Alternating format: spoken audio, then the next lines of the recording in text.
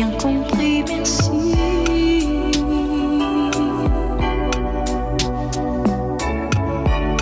Raisonnable et nouveau, c'est ainsi Paris. Bonjour, bonsoir, chers téléspectateurs. Ce monsieur, c'est votre humblement présentateur, le journaliste de la diaspora congolaise et africaine, Jean-Pierre Safari, le réalisateur, une fois de plus, dans notre cadre de l'émission Le Star Chez Vous. Le Star Chez Vous, aujourd'hui, on a sélectionné le grand nom de notre communauté congolaise qui fait la fierté de notre communauté au nom de Marius Munga. Qui est donc Marius Munga? Ça va se savoir dans cet élément. C'est parti.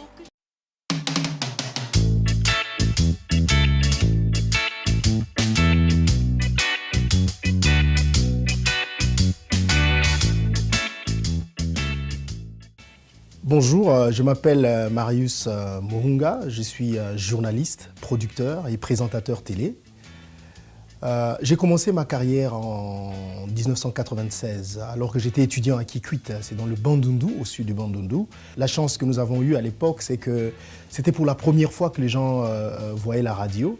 Pour la population de Kikwit, c'était une grande première et nous avons été parmi les premiers à travailler dans cette radio. Après mes études à Kikwit, j'ai décidé de venir à Kinshasa. Et tout de suite à Kinshasa, ce n'était pas évident quand on vient de l'intérieur du pays de trouver du travail. Donc j'ai postulé pour la RTKM où j'ai été engagé pendant plus de 3 ans comme animateur radio. Et étant à la radio, j'ai essayé de créer une émission qui s'appelait Jeudi Marius. Et dans cette émission, les gens ont beaucoup aimé. C'est cette émission qui m'a propulsé. Les gens ils disent que c'est cette émission qui m'a créé, mais moi je dis que c'est moi qui l'ai créée. Et donc c'est un peu l'histoire de la poule et de l'œuf.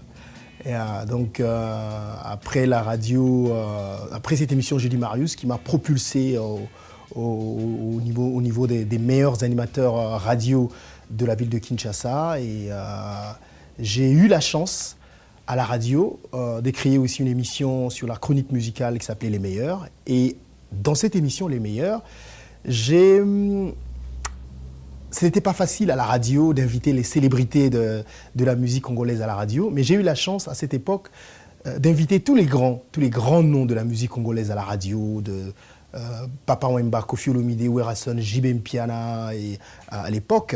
Et il faut dire qu'à cette époque, c'était les quatre grands noms de la musique congolaise. Et les recevoir à la radio, c'était pas évident, c'était pas facile. Et la radio, c'était une expérience extraordinaire qui m'a permis de me découvrir. C'est là que j'ai eu mes premiers amours dans le média. Quand on passe à la radio, chacun se fait un peu une image du toi. On ne sait pas exactement à quoi tu ressembles. Donc les gens voulaient me voir à la télévision. C'est alors que le directeur de programme, parce que la RTKM, c'était la radio et la télévision, a décidé de me donner une émission à la radio qui s'appelait 2003 Bravo. Et c'est là que les gens me découvrent. Le travail à faire, c'était de travailler dur, à la télévision aussi, essayer de faire des choses pour montrer que c'est moi qui étais à la radio qui vous faisait plaisir et je peux faire la même chose à la télévision. Et petit à petit, les gens ont commencé aussi à accepter cette image à la télévision. Et ils ont commencé à m'apprécier jusqu'à ce que ma chaîne, la RTKM, m'a donné une autre émission qui s'appelait Full Option. C'est là que j'ai eu le goût de la chronique musicale en République démocratique du Congo. Donc tous les dimanches, je faisais la chronique musicale en recevant tous les artistes et musiciens, les célébrités et tout. Et quand j'étais à RTKM, j'ai eu la chance aussi de recevoir des grands noms de la musique congolaise et africaine, à l'instar de Youssou N'Dour, Mewé, Grace Deka et les autres. Donc j'ai eu la chance, Magic System, j'ai eu la chance de les recevoir dans cette émission-là, Full Option. Mais j'ai dû travailler dur à la télévision pour qu'à la télévision aussi, je commence finalement à avoir des fans. Et cela m'a permis de recevoir beaucoup de prix, notamment le prix du meilleur animateur télé qui m'a été offert par le ministère des Médias. J'ai reçu le prix Mwana Mboka de meilleur présentateur et animateur télé en 2010. Et puis après, j'ai reçu beaucoup d'autres prix, donc c'est pour dire quand même que j'ai dû travailler dur pour convaincre aussi à la télévision. j'ai quitté la RTKM pour Raga, qui était à l'époque une grande chaîne privée. Je veux dire qu'en termes d'auditeurs, je pense que Raga FM était la deuxième chaîne radio la plus suivie à travers le pays, avec près de 2 millions d'habitants. Donc j'arrive à Raga FM comme animateur radio, et là, 3 mois après, je suis promu au poste de directeur de programme. Donc j'ai dirigé Raga FM pendant 3 ans comme directeur de programme. J'ai géré une vingtaine de journalistes, producteurs, animateurs radio et techniciens. À Raga FM, en même temps, je faisais la radio et la télévision. Mais mon côté journalistique, mon côté de l'homme de terrain, mon côté d'animateur ne collait pas tout à fait avec le poste du directeur que j'occupais, qui était un poste assez administratif, qui faisait que je sois toujours là, en train de travailler au bureau. J'avais peu de temps pour m'exprimer à la télé ou à la radio, parce que je faisais en même temps une émission à la télévision qui s'appelait Impact. Et après, on m'a donné une deuxième émission qui s'appelait Événements. Dans toutes ces émissions, donc, ma spécialité, c'était la culture en général et la musique en particulier. Donc j'ai dû démissionner de mon poste des directeurs de radio en 2009 pour me concentrer seulement à mon travail de journaliste, d'animateur, de producteur télé. C'est ainsi qu'en 2009, j'ai quitté Raga FM pour créer ma propre boîte de production qui s'appelait ProImage, ProImage qui veut dire les professionnels d'image. Et dans cette émission, j'ai créé une émission qui s'appelait Événements, qui était diffusée sur la chaîne nationale. Donc c'était l'une des grandes émissions de la chaîne nationale, une grande émission culturelle à l'époque, où je recevais les mondes culturels à la télévision. Alors donc, quand je suis arrivé à la RTNC, la radio-télévision nationale congolaise, avec cette émission Événements, qui a très très bien marché, qui a su accrocher parce que les gens restaient jusque tard, vers minuit pour suivre cette émission. Donc finalement, j'ai produit cette émission avec ma boîte de production. Elle a eu son temps. Après Événements, j'ai vu que ma notoriété en tant que présentateur télé, en tant qu'homme des médias, commençait à augmenter. Cela a créé en moi un sentiment de vouloir aider les gens. Parce que vous savez, quand vous devenez une célébrité, dans nos pays, c'est un symbole des gens qui ont quitté un monde de pauvreté pour aller vers le monde de ceux qui ont les moyens. Et c'est comme ça que les gens venaient vers moi pour demander est-ce que je peux les aider, est-ce que je peux les mettre en contact avec des gens, Parce que vous savez, au Congo, des célébrités, ils ne signent pas des autographes. Des célébrités, généralement, ce qu'ils font, c'est qu'ils distribuent de l'argent. Donc quand on est un homme célèbre, qu'on passe quelque part et que les fans s'approchent, ce n'est pas seulement les photos qu'ils veulent, en tout cas, pas beaucoup de photos, pas beaucoup d'autographes. Ce qu'ils demandent beaucoup plus, c'est de l'argent. C'est là que j'ai créé une émission qui s'appelait « Tout est possible ». C'était une émission de télé-réalité où nous allions à la rencontre des gens qui sont en difficulté pour les mettre en contact avec ceux qui avaient les moyens, et ceux qui avaient les moyens pouvaient les aider. C'est une émission extraordinaire qui restera pour moi l'émission de ma vie. Il y a cette femme qui passait la nuit dans la rue avec ses 3 enfants, qui avait nulle part où aller, qui, grâce à l'émission Tout est possible, a reçu, par quelqu'un qui nous a aidés, a reçu une maison enfin pour dormir avec ses enfants. Il y avait ce garçon qui s'appelait Carlo, qui venait de l'Italie, qui a eu des problèmes avec sa famille, qui cherchait du boulot, pour qui nous avons trouvé du boulot. C'était extraordinaire de voir comment Carlo a retrouvé le sourire. Aujourd'hui, Carlo, c'est parmi les jeunes Congolais qui évoluent, dont on parlera demain dans le domaine des nouvelles technologies. Nous avons ici également aidé un groupe de mamans qui venait de très loin pour une compétition de Nzango, qui est un peu considéré comme le sport. Qui ont été aidés avec un moyen de transport pour rentrer chez eux. C'est petit, mais pour voir comment cette émission pouvait transformer la vie des gens, c'était extraordinaire de voir le sourire sur la bouche de ces mamans-là. Nous avons également aidé un jeune homme qui était dans le domaine de coiffure, qui vivait avec handicap, il s'appelait Nono. Son rêve, c'était d'avoir un salon de coiffure un jour. Et par cette émission Tout est possible, nous l'avons aidé à avoir un salon de coiffure.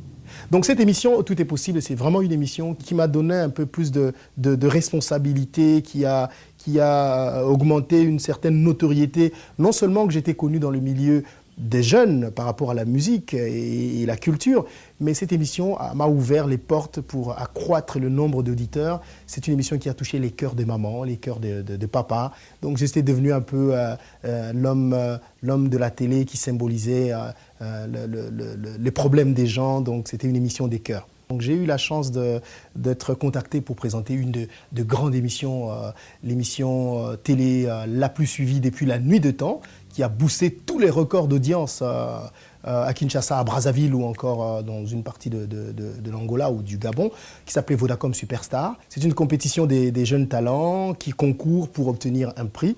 Donc j'ai présenté cette émission qui a eu beaucoup de succès, qui je peux dire quand même a eu beaucoup d'impact sur ma notoriété à la radio et à la télévision. J'ai une grande passion pour mon métier. C'est-à-dire au-delà du métier du journalisme, c'est d'abord une grande passion, et cette passion me pousse à faire beaucoup de choses. C'est qui me pousse à être un peu polyvalent. Autant je suis à l'aise devant la caméra, je peux être à l'aise devant le micro, je suis fort dans les interviews avec les gens, j'essaie de poser des questions qu'il faut poser pour obtenir ce qu'il faut obtenir. Je peux faire des reportages sur différents sujets. J'ai également, pendant toute ma période de journaliste et chroniqueur de musique, chroniqueur culturel, j'étais entre Kinshasa, Paris, Bruxelles, Madrid pour couvrir les différentes productions des artistes et musiciens. Donc j'étais en tant que journaliste envoyé par des chaînes de télévision et des radios pour couvrir des productions, des concerts. Et cela m'a permis de découvrir le reste du monde, mais je n'ai pas beaucoup voyagé en Afrique quand même. Mon rêve, c'est autant que j'ai découvert le monde occidental, c'est peut-être aussi de voir ce que l'Afrique nous réserve comme richesse. Depuis bientôt 2 ans, je vis aux États-Unis d'Amérique. Le plus grand défi pour un francophone qui va habiter aux États-Unis d'Amérique, c'est de parler la langue. Donc le premier défi, c'est d'apprendre la langue. Et c'est ce que j'ai essayé de faire quand je suis arrivé aux États-Unis. Maintenant, les choses vont mieux, donc je peux communiquer en anglais, je peux parler anglais, et cela m'a ouvert beaucoup d'autres possibilités. Et dans les jours qui viennent, je pense que je pourrai produire des émissions en anglais, faire des choses tout en collaborant avec des chaînes de télévision qui veulent travailler avec des journalistes qui sont en place aux États-Unis pour des chaînes d'Afrique ou du monde qui veulent travailler avec des journalistes qui sont en place aux États-Unis. Donc je suis basé pour l'instant à Washington. Pourquoi Washington? Parce que je pense que Washington, c'est la capitale du monde et que c'est un endroit pour un journaliste qui est assez extraordinaire pour savoir exactement qu'est-ce qui se passe et où. On est en contact permanent avec tous les milieux politiques du monde et aussi avec le milieu culturel.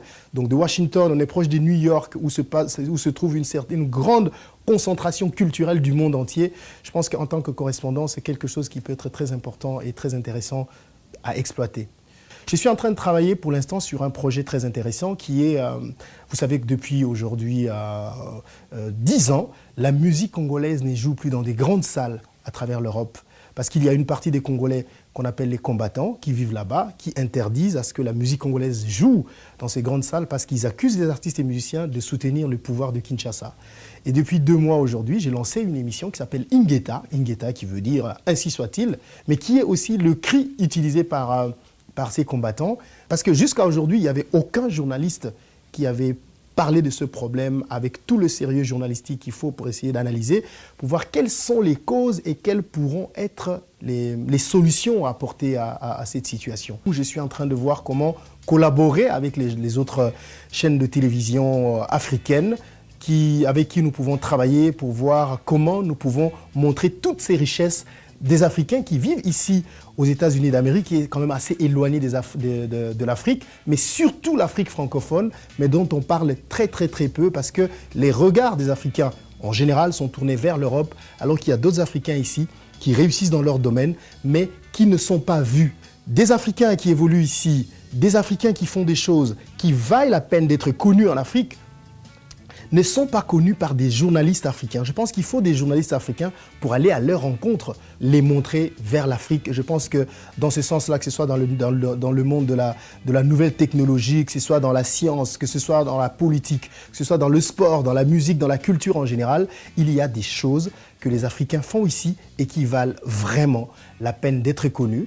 Et je pense que c'est ça le rôle que j'aimerais jouer ici aux États-Unis d'Amérique, pour que ces Africains puissent s'exprimer à travers nous. Je vous remercie. Voilà donc, nous arrivons à la fin de notre émission Les Stars chez vous. Si vous avez aimé cet élément que nous avions proposé, je remercie toute ma grande équipe technique qui était constituée par moi-même, votre humblement présentateur, le journaliste de la diaspora congolaise et africaine, Janvier Safari. Le réalisateur derrière la caméra était avec JC Safari qui nous a assisté, ainsi que Linda Muzinga Mupita Safari qui était au four au moulin. Ainsi que si vous avez aussi des suggestions à nous proposer, veuillez faire des commentaires ou bien encore aller sur notre page Facebook officielle, écrivez journaliste Janvier Safari ou encore aller sur email adresse kenisafari@yahoo.fr. Merci beaucoup à Tchongo Paluku ainsi que Raymond Clé Koulé ainsi que Fefe Paluku ainsi que le PDG Willy Etoka ainsi que Serge Ibaka. Merci beaucoup et puis moi et vous on se retrouve pour une autre prochaine aventure. Bonsoir chez vous. S'attache avant que l'on se gâche. Je veux que tu saches